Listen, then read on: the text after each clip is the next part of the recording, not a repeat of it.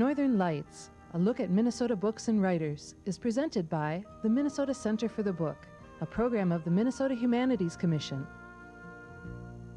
with funding provided by Target Stores and the Elmer L. and Eleanor J. Anderson Foundation.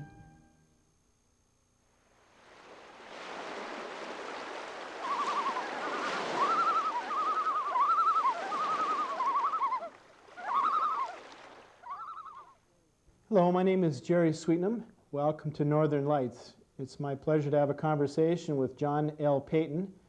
John is an author and artist and is my wife's grandfather. And John is 93 years old and will be 94 May 15th, 2001. And he has a long, distinguished life and career, and we're going to converse with John about some of his life experiences and celebrate some of his memories. John, thank you for having a conversation with me today. Oh, I'm glad to go over it with you. It's, as I did some research about John and your life, you were born in 1907. Yes. Back when Teddy Roosevelt was president. That's right.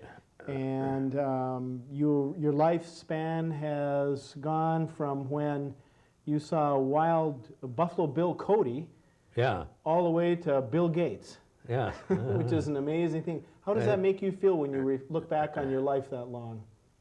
Well, I wish I had done some things differently. What would you do differently when you look back? I would appreciate what people were doing for me when I was young. Just take it for granted, as it was. What were some of those things that you took for granted that people helped you with?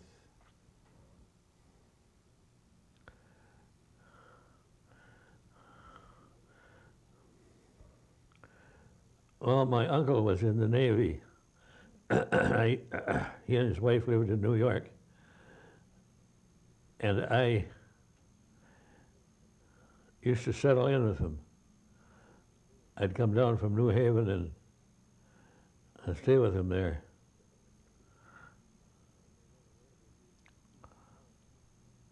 And when they went away, they'd leave me the key for the house, for the apartment. How old were you at this time? I was about 19. Okay. Was that before you went to Yale, or were you attending X? I was at Yale then. Okay. Now, you grew up in Proctor, Minnesota. I didn't grow up in it. I was born in it. Okay, born in Proctor. I stayed there till I was 6. Then we moved down to Duluth. And so then you had occasion to travel out to the East Coast then, where your uncle had a house? Well, that was later when I was living in New Haven. Now, when you were out east, it's my understanding that's where you had some aunts that introduced you to writing and to painting. Is that correct? When you were 6 or 7 years old? Well, my aunt introduced me to painting a long time before that. I was painting quite a lot before we moved to Duluth. And then I was 6 years old. Okay. And then you also did a lot of reading. You had quite an appetite for reading as a young man. I understand you were reading when you were 6 years old? Yes, well, the aunts used to read to me too. What kind of books would they read to you? Oh, they had quite a library there. It was quite a lot of it was Scott, Walter Scott and Tennyson. Some of the classics. Yes, and Cooper. So you had an early start at some of the classics, and you had an early start at some of the painting. Can you share where you kind of developed a passion for your painting? Because you started off initially doing a lot of painting, and then you ultimately started writing later on in life. Yes. Well, it was much later. The passion comes much later. I guess that was from the classes at UMD here. We had some very good instructors. And one of them stressed the importance of excitement in in any kind of art, in writing or painting or anything like that. So when you attended UMD, how old were you at that time? I was pretty old. That was after we had moved up here to Duluth. But you had attended also some art classes out at the East Coast, had you not? At Yale or some art school? Yes. And later, and Faye went to the Art Students League there. And Faye is your wife? Yeah. Mm-hmm. So later we went back together and took several weeks work at the Art Students League. And I had some good teachers there. Okay. Is there a particular artist that's had a significant impact on your life that you could see the passion in the artwork that excited you about art and painting? I think maybe that would be a local fella, Jake Weiss. A local fellow being from Duluth? More local than that even. Jake Weiss was from Proctor originally. Okay. He worked for the power company here. But I went down to Arizona, to a ranch there. And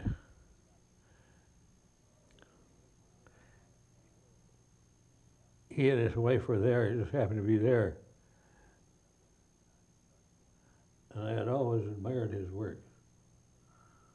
So it was good to have a visit with him and talk about things.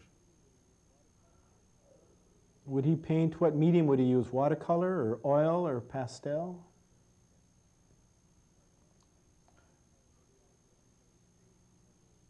Well, I started in watercolor.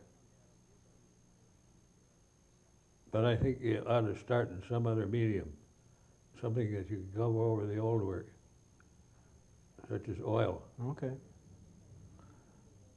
So this Mr. Jake Weiss was the one that kind of introduced you to the passion in painting then? Well, it was more in his work, I think. Okay. Well, for years and years and years, you were a woodsman. You enjoyed the outdoors. And as I understand it, Teddy Roosevelt was one of the first presidents that encouraged conservation. Yes. So when you were an infant, the president then at that time was a person that encouraged conservation. And you have supported conservation and enjoyed the outdoors and the woods. And during that whole process, you came to appreciate the Native American culture. Yes. And I'm wondering if you recall when you first kind of gained an appreciation for the Ojibwe as a people in the woods. Well, that was when I was very young. When we would go up on canoe trips and have Ojibwe guides. And they were so good at everything in the woods, so skilled and knowledgeable. How old were you when you first started going out on these guided excursions? I must have been about 8 or 9, I guess. Would that be to go camping or to go fishing or to go duck hunting? Camping and fishing. The duck hunting came a little later. The Okay. hunting came a little later. So when you look back as when you were a 9 or 10-year-old, what did you learn or gain from the Ojibwe back then?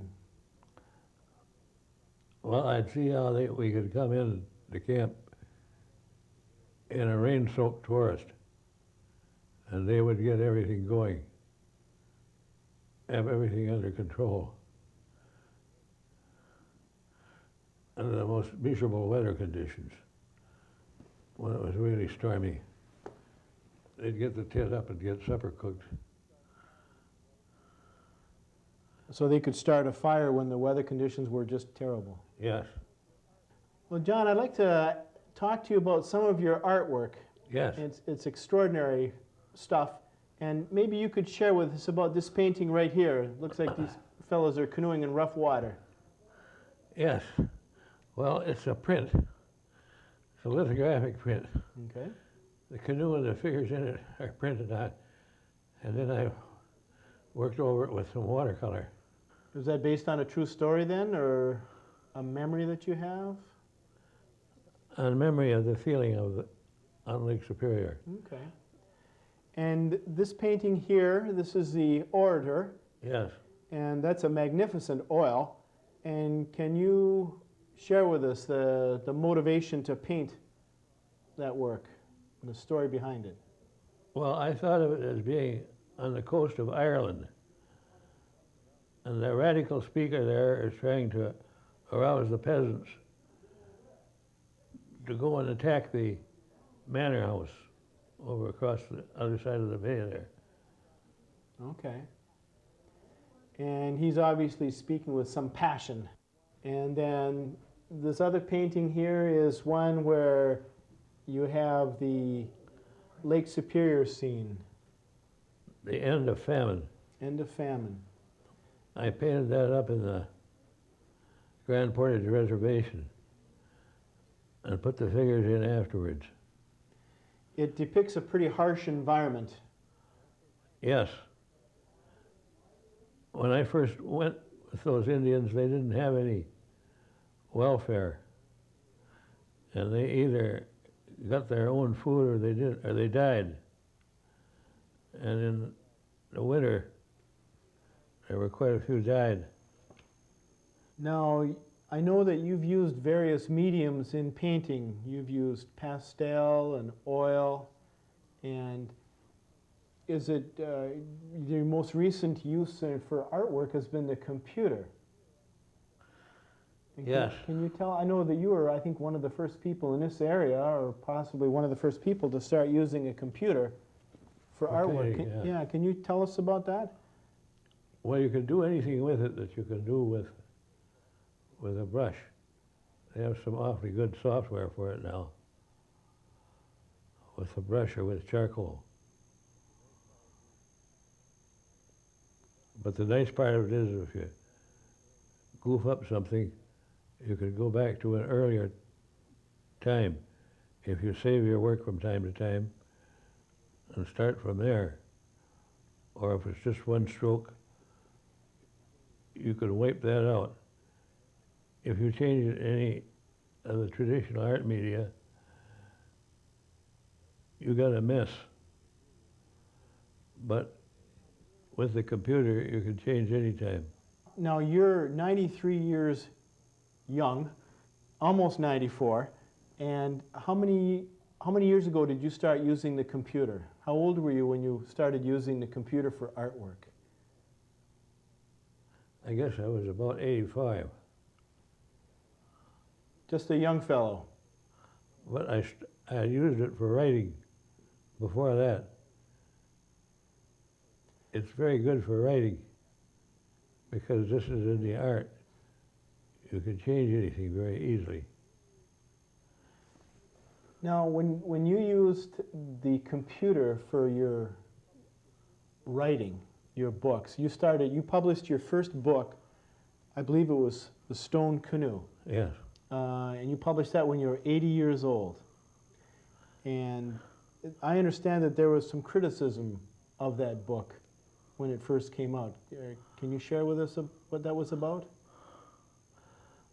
Well, some of the Indians felt that those were sacred stories and you shouldn't put them down in writing.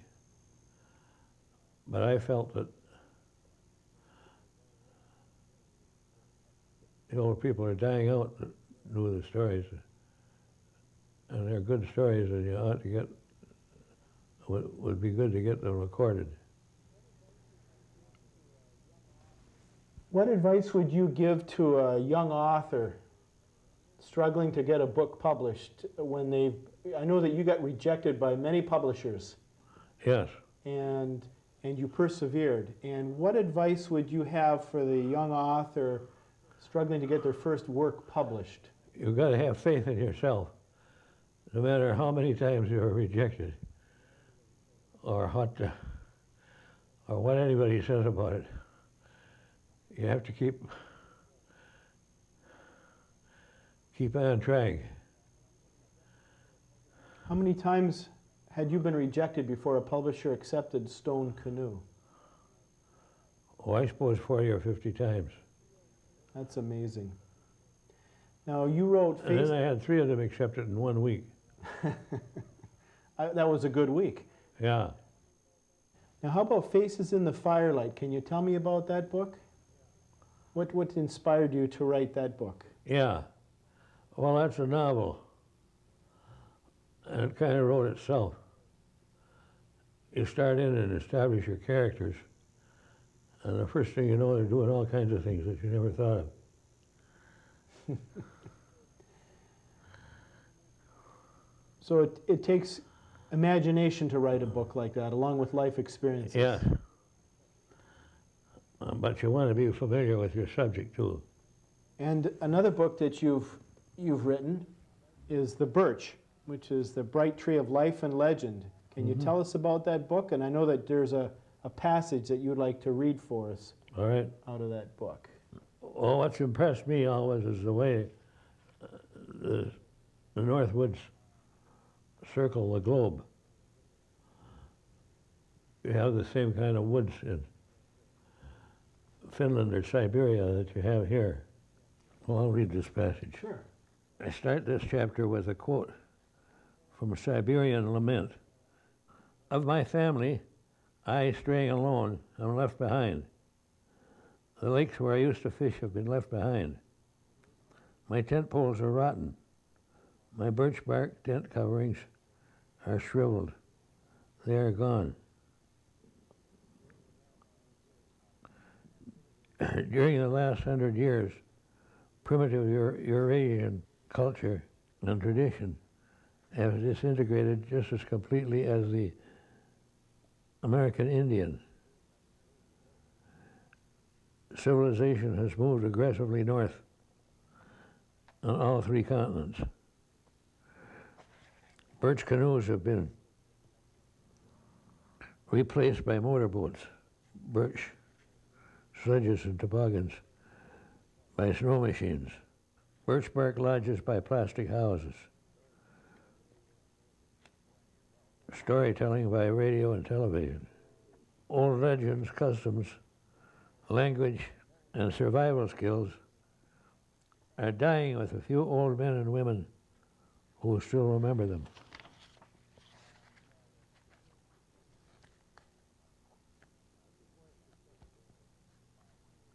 But the forest has suffered the most. In your many years, you have been an author and an artist and a parent and an art teacher. And in one of the pages in Bright Beat the Water, you mention that you say, my cousin who was president of a bank in Superior asked me why I didn't retire from banking entirely and spend my full time painting. I answered that I'd rather like the variety of going from life among the artists to the bank and spending a few hours in the rational world. And which is the rational world, he wanted to know. Yeah. And that question could be well pondered by today's authorities of art and finance. Yeah. And I'm wondering if at the age of 93 you figured out which one of them is the rational world yet. Oh, that's hard to say. When you look back, would you have preferred to have spent more of your time as an artist and a writer than as a banker, or vice versa? Well, I'm glad that I cut loose as much as I did. I retired from banking at the age of 29, I think. Another experience that you share in your book, Bright Beat the Water, in your camping, is with Faye, your wife of 70 years, that she's pretty fearless out in the woods. And I know she's from Superior, and she went to school out on the East Coast for the arts and dancing. Where did she learn that from you? Did you teach her some of those woods skills then? Well, I guess so. She hadn't done any of it before. But she took right to it. So does that mean you were a good teacher, or she was a good student? She was a good student. I noticed that throughout the book, the Ojibwe are in harmony with their environment in the woods. They're synchronized to the cycles of nature, with the seasons. Their life, the whole rhythm of their life is centered around that. And I'm wondering if all your years in the woods and some of your exploits, you gained that same kind of rhythm with the nature. Well, I certainly never got as good as the Indians and that sort of thing. But I learned a little bit about it. What are some of the things that you learned about it? Hunting and fishing.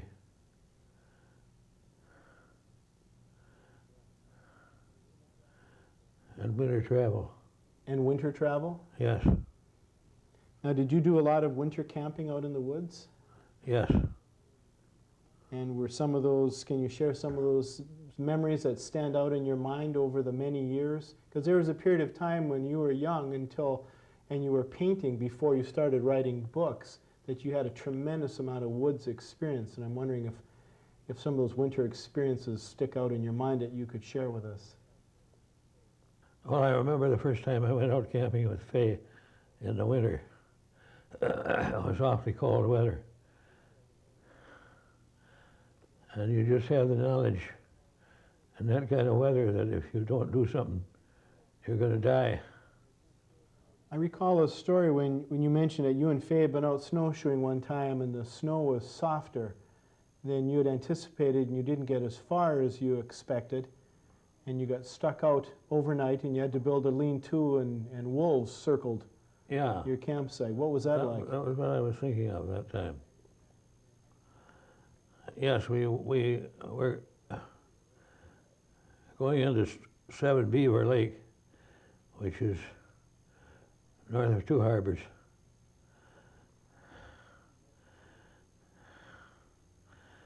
And we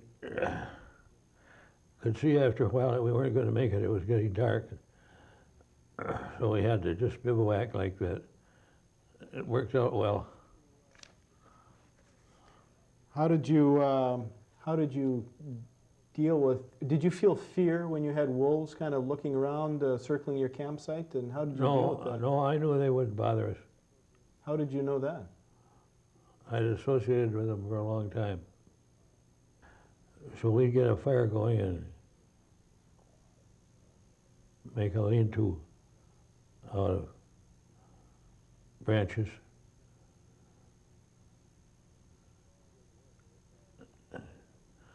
And get it warm and get something to eat. Did it get pretty cold when you were camped out in that lean-to? It was 40 below that night. What did you have for sleeping bags? We just had our clothes in one blanket apiece. Hudson Bay blanket, pretty good blanket. One of the things that in reading your books, and you've written 5 books, Stone Canoe and Bright Beat the Water and Voices on the Ice and Faces in the Firelight, and one of the things that I notice is that the Indians, the Ojibwe, really have very little fear out in the woods, and I sensed that when you were out there, that you were always up for a challenge. You never felt any fear. How did you deal with the fear, not only in the business world, but out in the woods? With fear? Mm-hmm. I guess I started so early I was familiar with everything there. I didn't feel much fear. I felt out on the water that the water holds you up. And in the cold, you can always make yourself comfortable. You get a fire going. And was that a skill that you learned from being out with the Ojibwe and the guided trips out in the woods when you were a young man? Yes. Now, John, you mentioned earlier that in one of your books that the woods and nature were kind of a masterpiece. And I'm wondering how your books would serve as an example to young people in the future in regards to taking care of the wilderness and the parks and conservation in general. Do you think they set an example there? Well, I hope so. I was kind of slow in coming to that myself. For a long time, I was just taking everything from the woods and not giving anything back. What changed in your life so that you had a different perspective. Well, some conservation fights, I guess.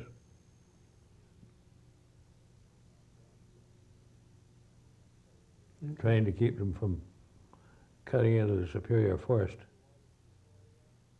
So part of the Boundary Waters Canoe area Yes, fight? yes.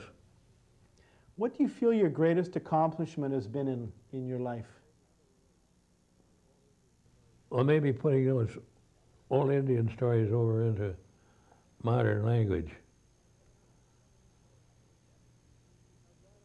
The Stone Canoe. Now, John, I understand that you're working on a sixth book, which is Old Age in the Nursing Home. Can you Yes. tell us about that? Well, it's my experiences that I think would be useful to other old people.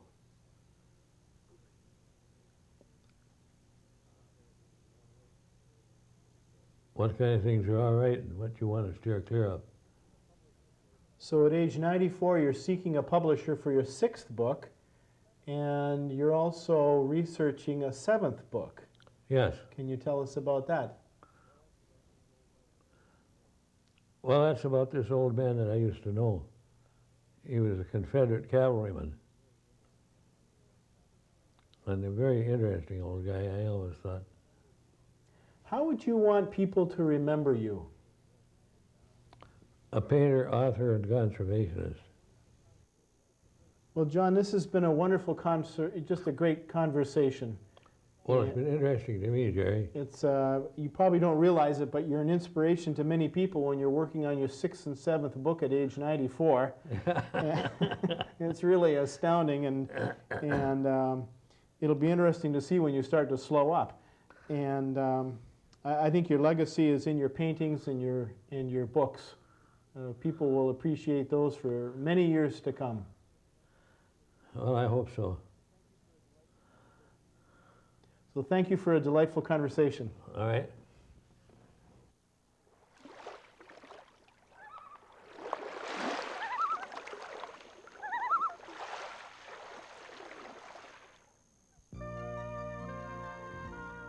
Northern Lights, a look at Minnesota books and writers, is presented by the Minnesota Center for the Book, a program of the Minnesota Humanities Commission,